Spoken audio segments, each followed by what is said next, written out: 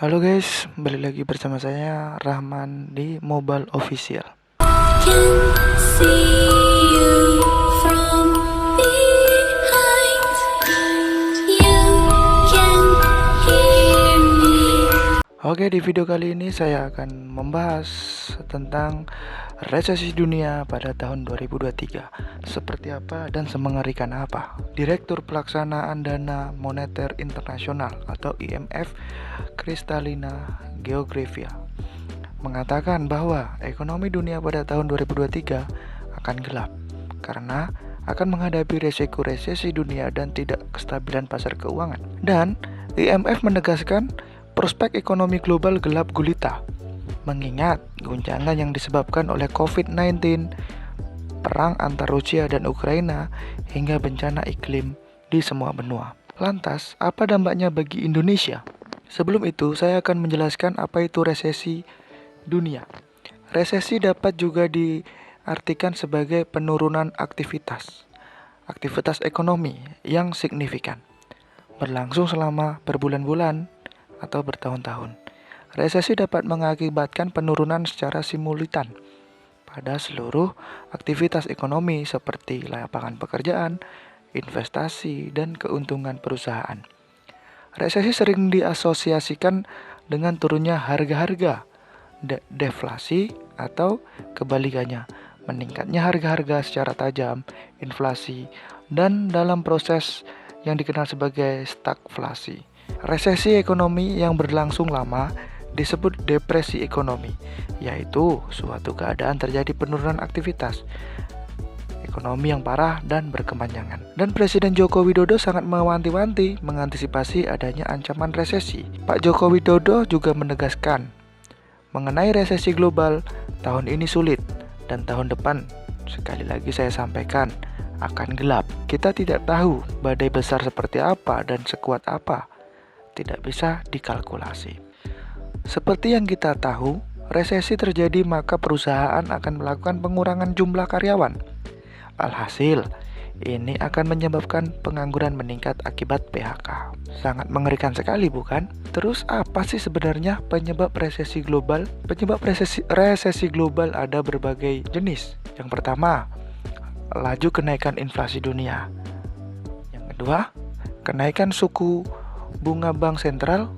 Yang ketiga, pelambatan ekonomi akibat COVID-19. Yang keempat, kenaikan harga pangan dan energi, dampak dari perang Ukraina-Rusia. Salah satu alasan utama adalah perang Rusia dan Ukraina, karena dua negara ini adalah produsen utama energi dunia, dan itu akan memicu kenaikan harga dari komoditas dunia. Seperti harga komoditas dunia meroket pada Januari sampai Mei 2022. Seperti gas alam naik 125,8%, batu bara 166,1%,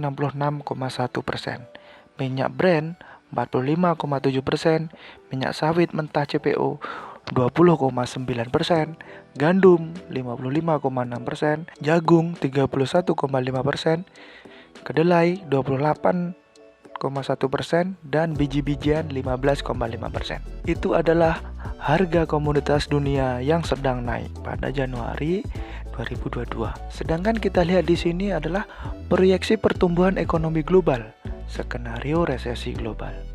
Di sini tercatat ekonomi global, ekonomi negara maju, dan ekonomi negara berkembang. Pada ekonomi global, bisa kita lihat pada 2022, ekonomi global naik mencapai 2,8%. Dan 2023 turun menjadi 0,5%. Itu sangat bahaya sekali untuk ekonomi global. Sampai 0,5%, angka nggak mencapai 1%. Pada 2024, ekonomi global naik menjadi 2%. Sedangkan untuk ekonomi negara maju pada 2022 naik mencapai 2,3%. Sedangkan untuk 2023 yaitu minus 0,6%. Ini sangat luar biasa sekali dan sangat bahaya sekali ya, saudara-saudara. Sedangkan untuk tahun 2024, ekonomi negara maju naik menjadi 1%. Sedangkan untuk ekonomi negara berkembang pada 2022 itu naik mencapai 3,5%. Sedangkan untuk 2023 itu naik mencapai 1,8%. Untuk 2024 itu naik mencapai 3,4%. Jadi dari resesi dunia pada tahun 2023 itu sangat berdampak oleh negara maju, teman-teman ya. Untuk negara-negara maju itu sangat terasa sekali dampaknya. Sedangkan untuk negara berkembang itu sangat tidak terasa dampaknya seperti apa. Tapi kita tidak boleh bersantai-santai. Kita tetap harus waspada dan kita harus tetap mempersiapkan diri. Dan sedangkan untuk Menteri Keuangan Republik Indonesia, Sri Mulyani, mengeluarkan statement bahwa tantangan ekonomi bergeser dan semakin rumit. Dahulu didominasi karena pandemi, dan sekarang adalah kenaikan harga. Pengetatan moneter negara maju yang menyebabkan suku bunga naik dan perlambatan ekonomi. Ini risiko yang harus kita waspadai. Sri Mulyani, Menteri Keuangan Republik Indonesia. Dan untuk Republik Indonesia lebih memfokuskan tentang menjaga pemulihan ekonomi tetap tumbuh, daya beli masyarakat terjaga, APBN dijaga tetap sehat dan berkesinambungan. Oke, itu tadi langkah-langkah yang akan diambil oleh pemerintahan Republik Indonesia. Dan untuk saat ini kita harus menyiapkan segala hal yang mampu menolong kita saat terjadi resesi pada 2023. Itu teman-teman. Oke teman-teman, sekian dulu untuk video kali ini.